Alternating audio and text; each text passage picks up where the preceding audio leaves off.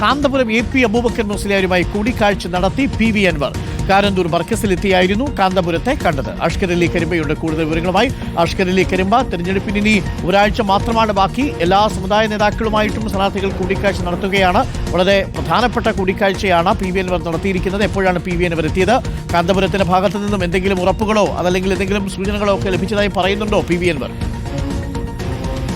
അരുൺ, ഇന്ന് രാവിലെയാണ് കാന്തപുരത്തിന്റെ സ്ഥാപനമായിട്ടുള്ള കാരന്തൂർ മർക്കസിലെത്തിക്കൊണ്ട് കാന്തപുരം വിഭാഗത്തിന്റെ നേതാവ് കൂടിയിട്ടുള്ള കാന്തപുരം AP അബൂബക്കർ മുസ്ലിയാരെ PV അൻവർ സന്ദർശനം നടത്തിയത്.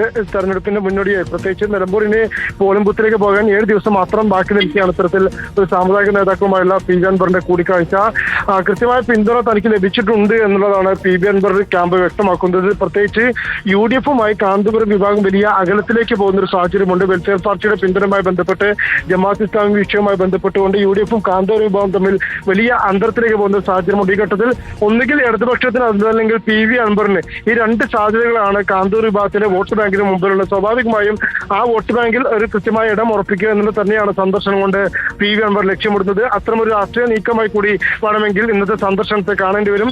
ആരെയും അറിയിക്കാതെ, മാധ്യമങ്ങളെ ഒന്നും അറിയിക്കാതെയായിരുന്നു PV അൻവർ ഇന്ന് കാരന്തൂർ മർക്കസിലെത്തി കാന്തപുരം AP അബൂബക്കർ മുസ്ലിയാരുമായി കൂടിക്കാഴ്ച നടത്തിയത്. Thank you. അഷ്കർ അലി കരിമ്പയാണ് വിവരങ്ങൾ നൽകിയത്. പ്രിയപ്പെട്ട പ്രേക്ഷകർ, ഇപ്പോൾ സമയം 10 മണി കഴിഞ്ഞ് 58 മിനിറ്റ് ആയിരിക്കുന്നു. വാർത്തകൾക്ക് ചൂടുപിടിച്ചു തുടങ്ങുന്ന സമയമാണ്. മഴ മുന്നറിയിപ്പുകളുണ്ട്. മഴ മുന്നറിയിപ്പുകൾക്കൊപ്പം തന്നെ നല്ല ചൂടുപിടിച്ച വാർത്തകൾ നിലമ്പൂരിൽ നിന്ന് വരുന്നുണ്ട്. പ്രചരണം പല രീതിയിൽ കൊട്ടിക്കലാശത്തിലേക്ക് എത്തുകയാണ്. ഇനിയുള്ള ഒരാഴ്ച സമയം മുഖ്യമന്ത്രി എത്തുന്നു, പ്രിയങ്ക ഗാന്ധി എത്തുന്നു, ജമാഅത്തെ ഇസ്ലാമി വിഷയമടക്കം ചർച്ചാ വിഷയമാകുന്നു.